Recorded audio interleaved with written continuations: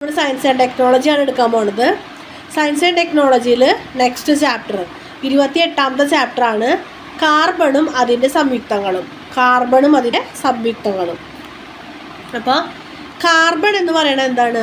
Carbon എന്ന് പറയുന്നത് ഒരു അലോഹമാണ്.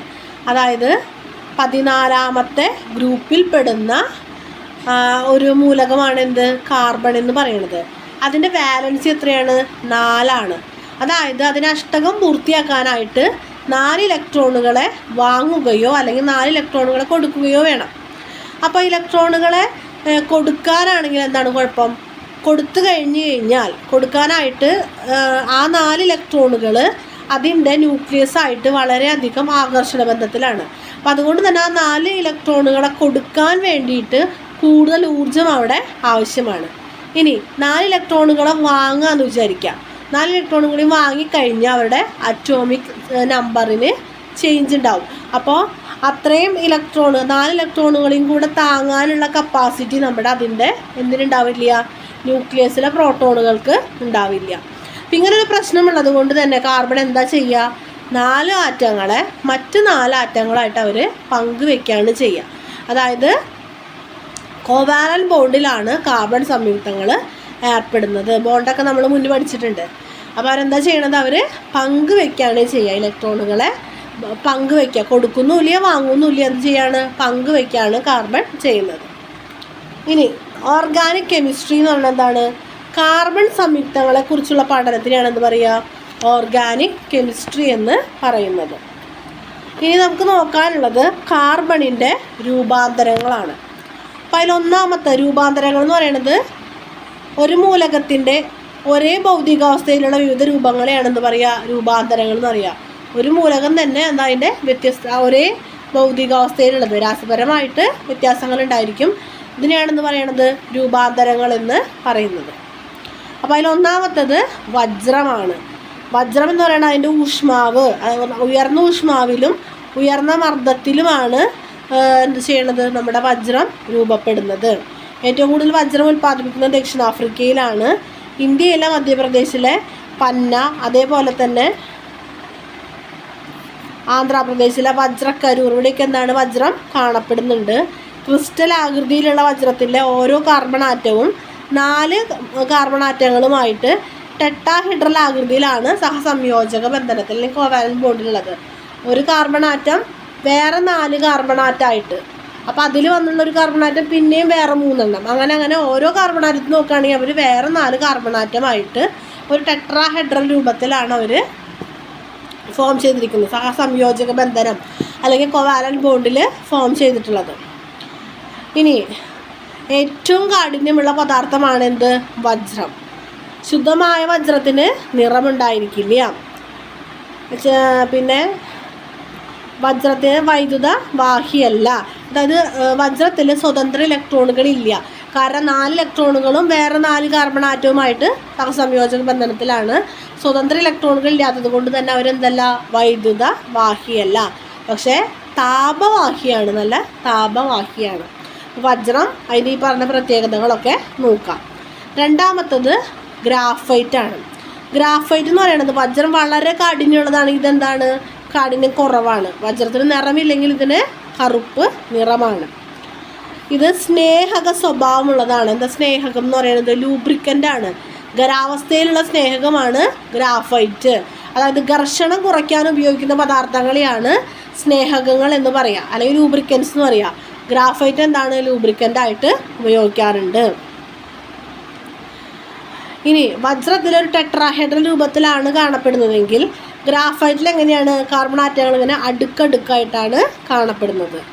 ഓരോ അടുക്കിലുള്ള കാർബൺ ആറ്റങ്ങളും വേറെ 3 സഹസംയോജക ബന്ധനത്തിൽ ഏർപ്പെട്ടിട്ടുണ്ടാകും. കാരണം ഓൾറെഡി അടുക്കാവുമ്പോൾ എന്താണ്? ഓരോന്നായിട്ട് ഏർപ്പെട്ടിട്ടുണ്ട്. അത് കൂടാതെ ബാക്കി 3 ഇങ്ങനെ ഏർപ്പെട്ടിട്ടുണ്ട്. ഇനി ഇതിൻ്റെ മാസും ഊഷ്മാവും ഒക്കെ എന്താണ്? അതിനേക്കാളും വജ്രത്തിനേക്കാളും കുറവാണ്. ഇനി ഫുള്ളറിൻസ്, മൂന്നാമത്തെ രൂപാന്തരമാണ് ഫുള്ളറിൻസ് എന്ന് പറയുന്നത്. ഫുള്ളറിൻസ് എന്ന് പറയുമ്പോൾ ഫുള്ളറിൻ കണ്ടുപിടിച്ചതിന് Robert F Curl, Harold W Kroto, Richard E Smalley ഇവർക്കൊക്കെ 1996 നൊബേൽ പ്രൈസ് കിട്ടിയിട്ടുണ്ട്. ഇനി ഫുട്ബോളിൻ്റെ പോലുള്ളൊരു ഘടനയാണ് എന്തിനുള്ളത്? ഫുള്ളറിൻസിന് ഉള്ളത്.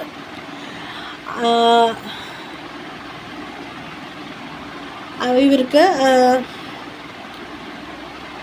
ബാഷ്പീകരിച്ച കാർബൺ അലസവാതകങ്ങളുടെ മർദ്ദത്തിൽ തണുപ്പിക്കുമ്പോഴാണ് ഫുള്ളറിൻ കിട്ടുക. എന്താ പറയുക, നീരാവിയാക്കി മാറ്റി, കാർബണിനെ നീരാവിയാക്കി മാറ്റിയിട്ട് എന്ത് ചെയ്യും?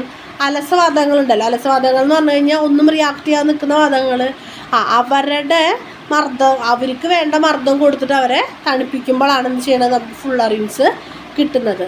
ഇതാണ് 3 രൂപാന്തരങ്ങൾ. പഠിക്കണം കേട്ടോ.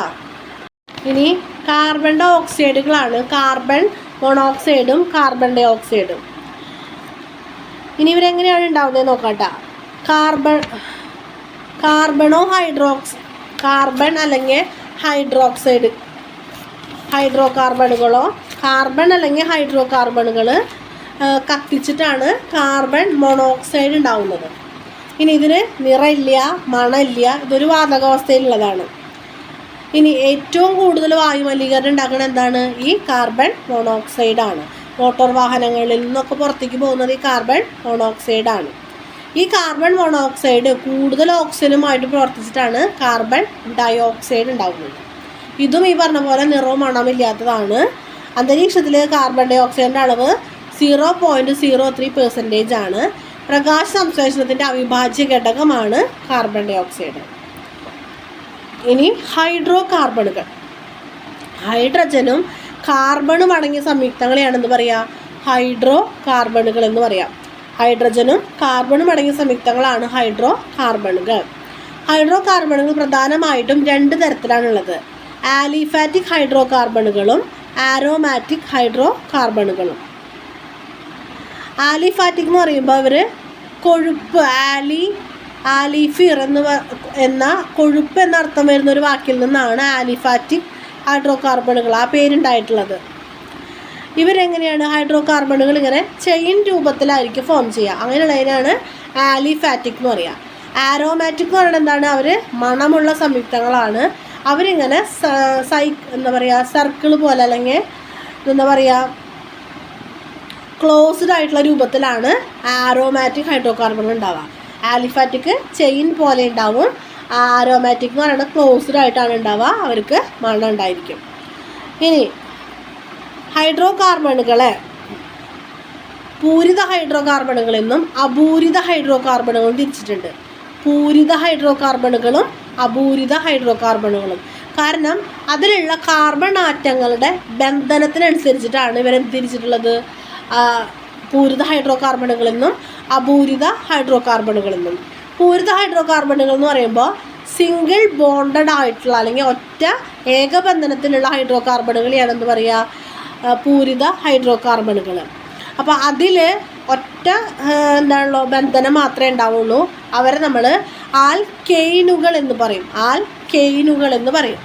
ഇനി അപൂരിത ഹൈഡ്രോ കാർബൺ എന്ന് പറയുന്നത് ഒന്നിൽ കൂടുതൽ ബന്ധനം, അതായത് 2ഓ 3ഓ ദ്വിബന്ധനമോ ത്രിബന്ധനമോ ഉള്ള ഹൈഡ്രോ കാർബണുകളാണ് അപൂരിത ഹൈഡ്രോ കാർബണുകൾ. അതിൽ ദ്വിബന്ധനമാണെങ്കിൽ അതിനെ ആൽക്കീനുകൾ എന്ന് പറയും. ആൽക്കീനുകൾ എന്ന് പറയും. ത്രിബന്ധനാണെങ്കിൽ അതിനെ ആൽക്കൈനുകൾ എന്ന് പറയും. ആൽക്കൈനുകൾ. Alkane 1, alkene 2, alkyne. ആൽക്കൈൻ ആണെങ്കിൽ എന്ത് പറയും? 3 ബന്ധനം കേട്ടോ. ഇനി ഐസോമറുകൾ. ഐസോമറുകൾ എന്ന് പറഞ്ഞു കഴിഞ്ഞാൽ ഒരേ തന്മാത്രവാക്യവും വ്യത്യസ്ത ഘടനയുമുള്ളവരെയാണ് എന്ത് പറയുക? ഐസോമറുകൾ എന്ന് പറയാം. ഇനി ഒരു ഹൈഡ്രോ കാർബൺ ചെയിനിൽ എത്ര കാർബൺ ഉണ്ട് എന്നുള്ളതാണ് അതിൻ്റെ പേരിൻ്റെ ആദ്യം. അതായത് എന്താ പറയുക, റൂട്ട് നെയിം എന്നൊക്കെ പറയും. പേര് തുടങ്ങുന്നത് എന്താണ്? എത്ര കാർബൺ ഉണ്ടെന്ന് വെച്ചിട്ട്. ഇപ്പോൾ ഒരു കാർബൺ ആണെങ്കിൽ അതിൻ്റെ മെത്ത് വെച്ചിട്ടാണ് തുടങ്ങുക. 2 കാർബൺ ആണെങ്കിൽ eth, meth, eth, prop, pent, but, pent, hex, hept, oct, non, dec. ഇങ്ങനെയാണ് അവരുടെ പേര് തുടങ്ങുക. അതായത് എത്ര കാർബൺ ഉണ്ടെന്ന് വെച്ചിട്ട്. ഇനി ഈ കാർബൺ ആറ്റങ്ങൾക്ക് ഇടയിൽ ഏത് തരം ബന്ധനമാണോ അതിനനുസരിച്ച് അവരുടെ പേര് കംപ്ലീറ്റ് ആവും.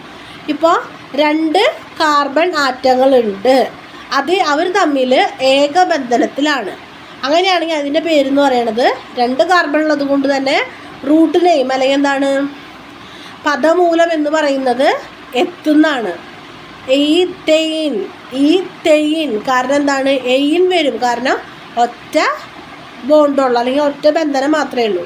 ഇനി ഇതേ സാധനം തന്നെ 3 ബന്ധനം ഉണ്ടെങ്കിലോ ഈ തൈൻ കാരണം എന്താ 3 ബന്ധനം ഉണ്ട്, ആൽക്കൈൻ. അപ്പോൾ ഈ തൈൻ.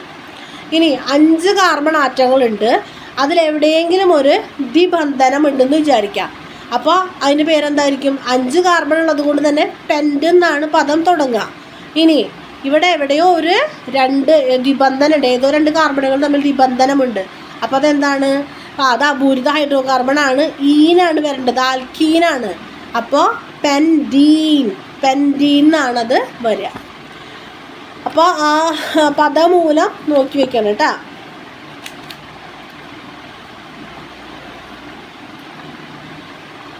ഇനി അടുത്താണ് ഫങ്ഷണൽ ഗ്രൂപ്പുകൾ. ഫങ്ഷണൽ ഗ്രൂപ്പുകൾ എന്ന് പറയുന്നത് ഇപ്പോൾ ഒരു ഹൈഡ്രോ കാർബൺ ചെയിനിൽ ഒരു ഹൈഡ്രജനെ മാറ്റിയിട്ട് വേറെ ഏതെങ്കിലും ഗ്രൂപ്പ് ഓഫ് ആറ്റംസ് വന്ന് ചേരുക, അതിനെയാണെന്ന് പറയുക. ആ വന്ന് ചേരുന്ന ആറ്റംസിനെയാണ് ഫങ്ഷണൽ ഗ്രൂപ്പ് എന്ന് പറയുന്നത്. ഇനി നമുക്ക് നോക്കാനുള്ളത് ചില ഹൈഡ്രോ കാർബൺ കോമ്പൗണ്ടുകളാണെങ്കിൽ സംയുക്തങ്ങളാണ്. അതിലൊന്നാണ് ആൽക്കഹോൾ എന്ന് പറയുമ്പോൾ OH അല്ലെങ്കിൽ ഹൈഡ്രോക്സിൽ ഗ്രൂപ്പ് അടങ്ങിയിട്ടുള്ള ഹൈഡ്രോ കാർബണുകളെയാണ് അത് ഹൈഡ്രോക്സിൽ എന്ന് പറയുന്ന ഫങ്ഷണൽ ഗ്രൂപ്പ്. അതായത് ഒരു ഹൈഡ്രോ കാർബൺ ചെയിനിൽ ഒരു ഹൈഡ്രജനെ മാറ്റിയിട്ട് അവിടെ OH ഗ്രൂപ്പ് വന്ന് അറ്റാച്ച് ചെയ്തു, അങ്ങനെയുള്ളതിനെയാണെന്ന് പറയുക നമ്മൾ ആൽക്കഹോളുകൾ എന്ന് പറയാം. നമ്മൾ സാധാരണ ഉപയോഗിക്കുന്നത് മെത്തനോള്, എത്തനോളൊക്കെയാണ്. മെത്തനോളിനെയാണ് വുഡ് ആൽക്കഹോൾ എന്ന് അറിയപ്പെടുന്നത്. ഒരുപാട് വ്യാവസായിക ആവശ്യങ്ങൾക്ക് നമ്മൾ മെത്തനോൾ ഉപയോഗിക്കാറുണ്ട്. ഇനി എത്തനോൾ എന്ന് പറഞ്ഞാലോ ബിയർ, വൈൻ നമ്മൾ കുടിക്കാൻ ഉപയോഗിക്കുന്ന എന്താണ്? എത്തനോളാണ്. ബാർലി, മുന്തിരിയിലൊക്കെ എന്തുണ്ട്? എത്തനോൾ ഉണ്ട്. സ്പിരിറ്റ് ഉണ്ടാക്കാനൊക്കെ എത്തനോളാണ് ഉപയോഗിക്കുന്നത്. ഇനി അടുത്ത ഫങ്ഷണൽ ഗ്രൂപ്പുകളാണ് ആൽഡിഹൈഡുകളും കീറ്റോണുകളും. അപ്പോൾ ആൽഡിഹൈഡ് എന്ന് പറയുമ്പോൾ C ഡബിൾ ബോണ്ടോ ഇതാണ് എന്ത്? ആൽഡിഹൈഡും കീറ്റോണും വരുന്നത്. ആൽഡിഹൈഡ് ആണെങ്കിൽ ഒരെണ്ണമെങ്കിലും ഈ കാർബൺ ഒരാറ്റത്തിലാണ് വന്ന് ജോയിൻ ചെയ്യുന്നുണ്ടാവുക. കീറ്റോൺ ആണെങ്കിൽ 2 ആറ്റത്തിലായും വന്ന് ജോയിൻ ചെയ്തിട്ടുണ്ടാവുക. ഇനി കാർബോക്സിലിക് ആസിഡ് വേറെ ഒരെണ്ണമാണ്. അതായത് COOH എന്ന് പറയുന്ന ഒരു ഗ്രൂപ്പ് എന്ത് ചെയ്യാണ്? ഹൈഡ്രോ കാർബൺ ചെയിനിൽ ഒരു ഹൈഡ്രജനെ മാറ്റിയിട്ട് വന്ന് ചേരാണ്. ഇങ്ങനെയുള്ള ഫങ്ഷണൽ ഗ്രൂപ്പുകളാണ് കാർബോക്സിലിക് ഗ്രൂപ്പുകൾ. സിട്രിക് ആസിഡ് അങ്ങനെയുള്ള സാധനം, അസ്കോർബിക് ആസിഡൊക്കെ എന്താണ്? ഇങ്ങനെ ഹൈഡ്രോ കാർബൺ ചെയിനിൽ കാർബോക്സിലിക് ആസിഡുകൾ വന്ന് ചേർന്നതാണ്. ഇതാണ് നമുക്ക് ഈ ചാപ്റ്ററിൽ പഠിക്കാനുള്ളത്. അതിൽ മെയിനായിട്ട് പഠിക്കാനുള്ളത് ഹൈഡ്രോ കാർബണുകളുടെ ആ പേരുകൾ, മെത്ത്, എത്ത്, പ്രൊപ്പ്, ബ്യൂട്ട്, പെൻഡ് എന്നുള്ള ആ പേരുകൾ പഠിക്കുക.